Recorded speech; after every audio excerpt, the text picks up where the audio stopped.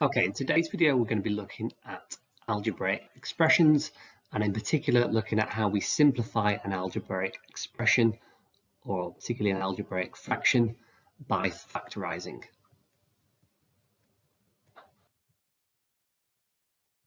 Okay, let's just recap some of the basics then that you're going to need moving forward.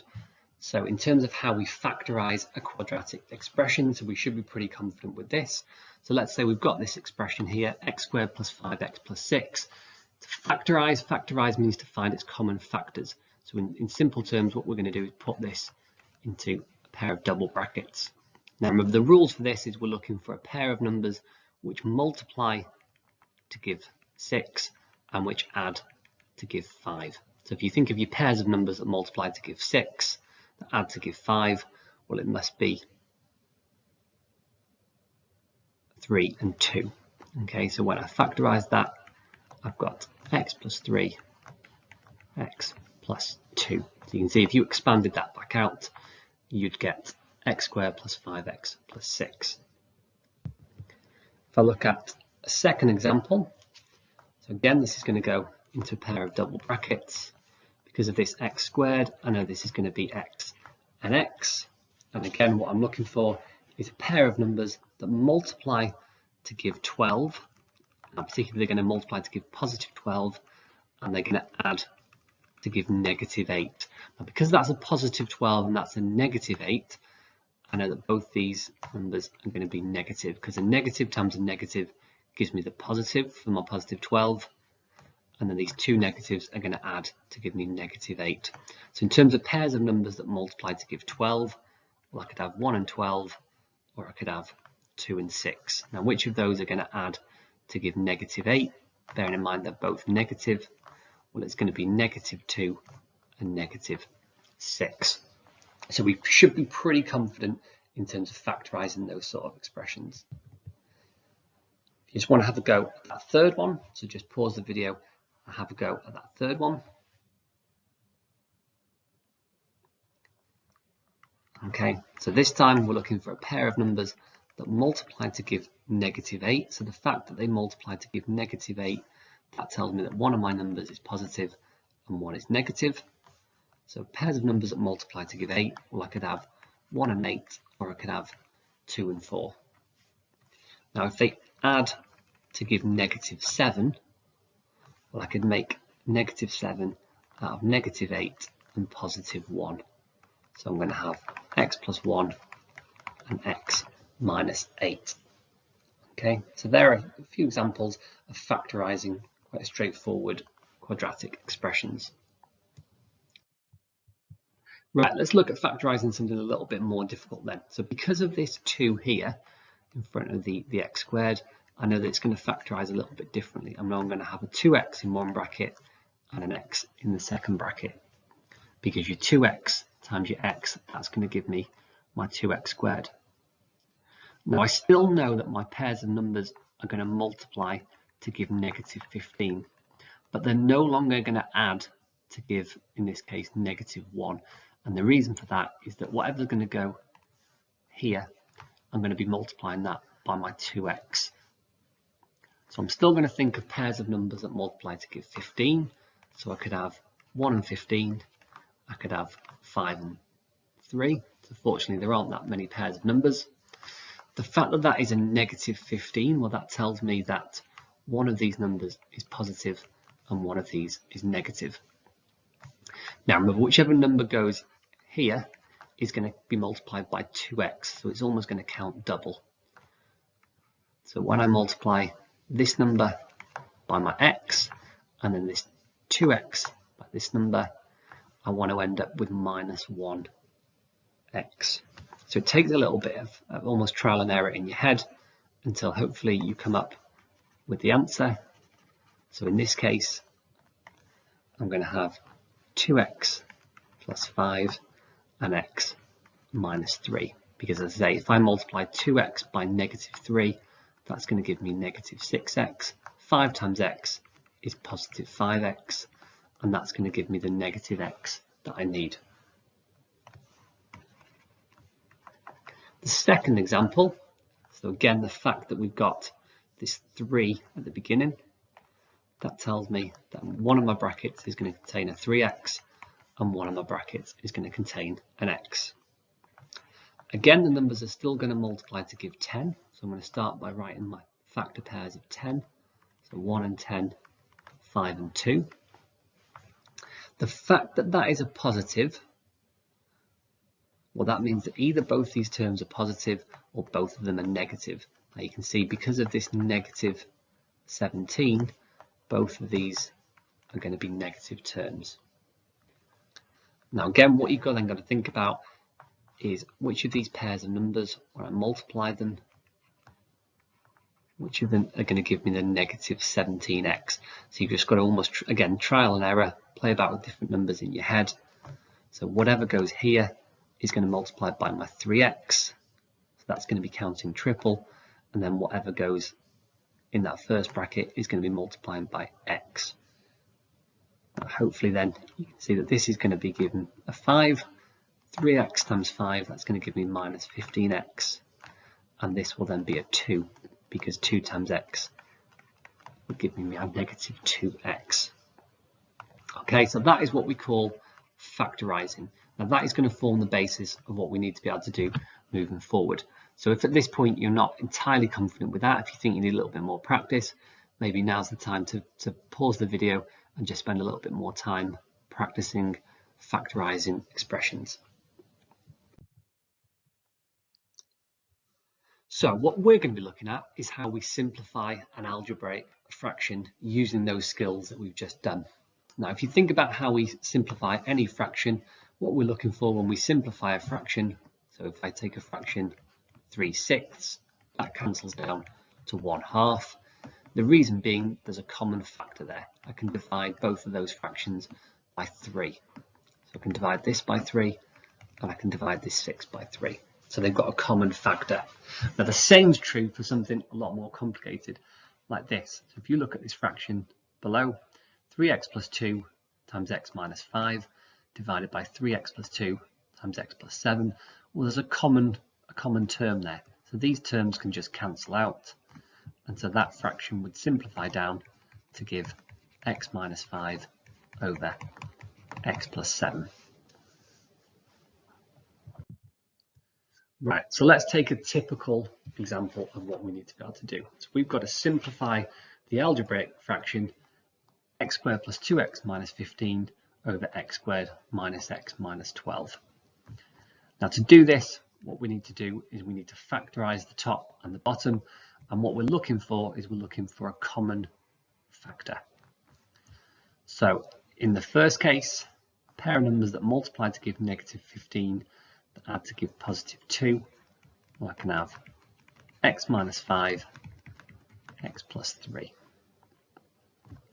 On the bottom then, a pair of numbers that multiply to give negative 12 that add to give negative 1, well, that's going to be x minus 4, x plus 3. So you can see what I've got is I've got a common factor. In this case, I've got a common bracket. Those brackets are going to cancel out, and I'm going to be left with x minus 5 over x minus 4. So you can see this is very much about being able to factorize two expressions. If you can factorize this, there's no reason why you can't access this question. Right, let's look at a second example. This one's a little bit more difficult. You can see on the top we've got x squared minus 2x minus 8.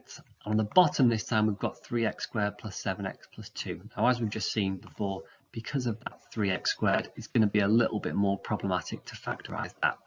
Now what I always suggest you do is you start with the easier one. So let's factorize the numerator first. So a pair of numbers that multiply to give negative 8 that add to give negative 2. Now again, the fact that that's a negative and that's a negative means that one of these numbers is positive and one is negative. A pair of numbers that multiply to give negative 8 and to give negative 2, well, I need plus 2 and negative 4. Now that helps me a little bit because I know that one of these two brackets needs to appear on the bottom for this to simplify, because one of those brackets needs to cancel out. So that can be helpful moving forward. So let's start by starting to think about the factorize the denominator. So we've got a 3x squared there, so I know that I'm going to have 3x and x. And remember that rule about multiplying to give 2, that still applies. So I need a pair of numbers that multiply to give 2. Now, fortunately, there are only one pair of numbers that multiply to give 2, and that's 1 and 2. So the only thing I've got to think about is which goes where. So do I put a 1 and a 2, or a 2 and then a 1? Now, fortunately, because I know that the top bracket contains an x plus 2, and I know that the bracket on the denominator needs to be the same as one of the brackets on the top, that helps me to say, right, well, this must be x plus 2, in which case that must be 3x plus 1. It's got to be that, because I know that these are going to cancel out, and therefore I'm left with x minus 4 over 3x plus 1.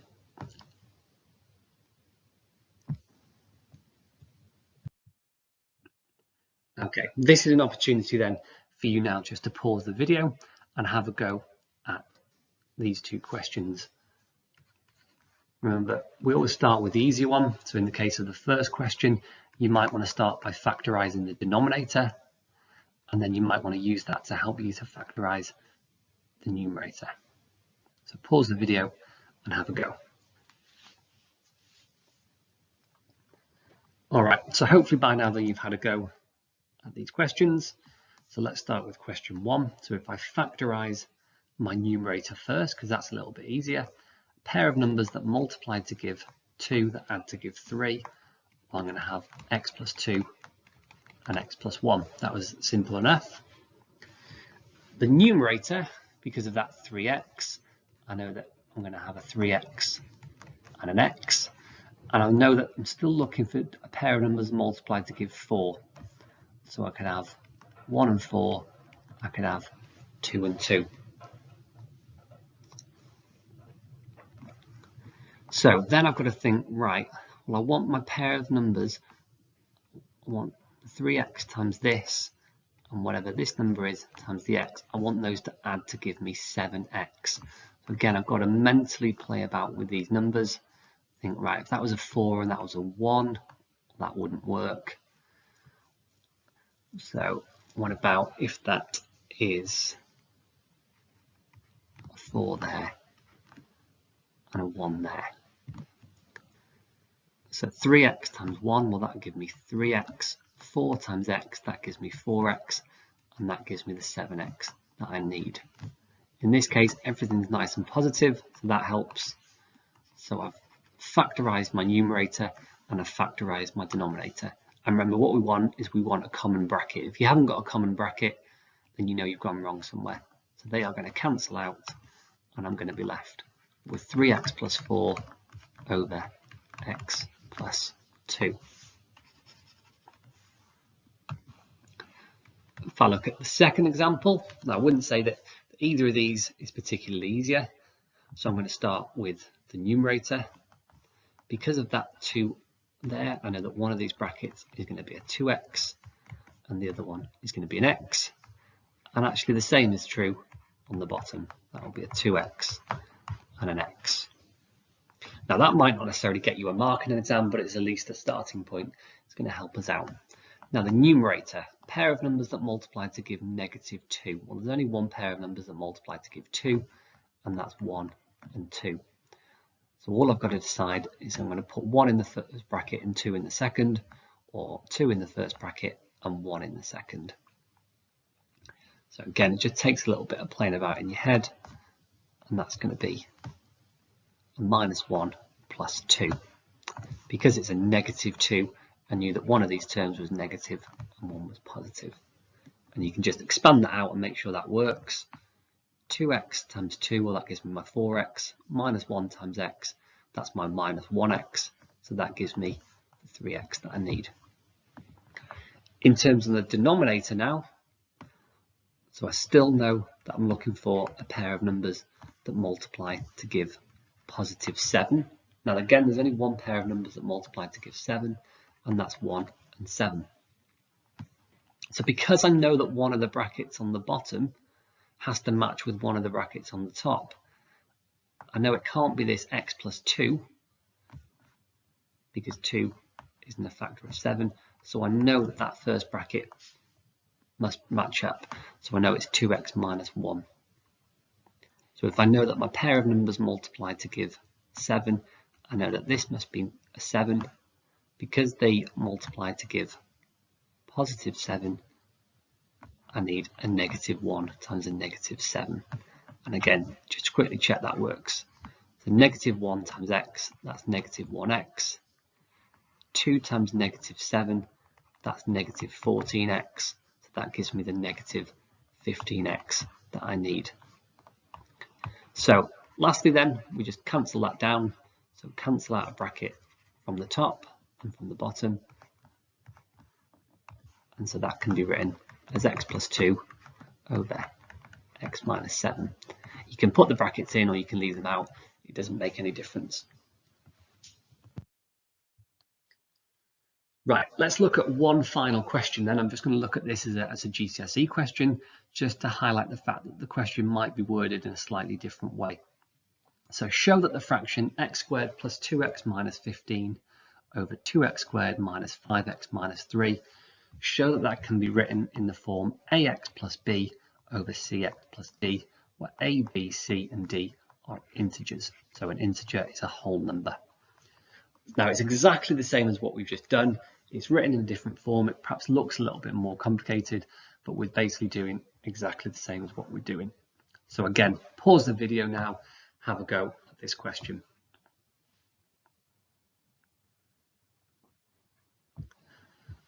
Right, hopefully then you were able to have a go at this. Now my advice here would be to start with the numerator. So factorize the numerator. Pair of numbers that multiply to give negative 15, that add to give positive 2. Well, I'm going to have x plus 5 and x minus 3. And then at the bottom, because of this 2x, I know I'm going to have 2x and an x. I want the pair of numbers to multiply to give negative 3. Well, I know then that this must be a negative 3 so that it matches with the top, in which case that must be positive 1, because positive 1 times negative 3 gives me my negative 3. Lastly, they're going to cancel out, and so I'm left with x plus 5 over 2x plus 1. Okay, so that is a typical 3-mark GCSE exam question. In terms of how the marks would be awarded for that, well, quite straightforward. First mark that would be awarded if you manage to factorize either the top or the bottom, so either the numerator or the denominator. If you factorize those correctly, that would get you 1 mark. If you manage to factorize them both the numerator and the denominator, that will get you 2 marks. And then if you've cancelled that down and got the final answer, that's going to get you the 3rd mark. Okay, hopefully then that's provided some clarity about how we factorize and simplify a algebraic fraction. As I say, feel free to come back at any point and watch this video again, or to rewind it and look at certain points. Thanks very much.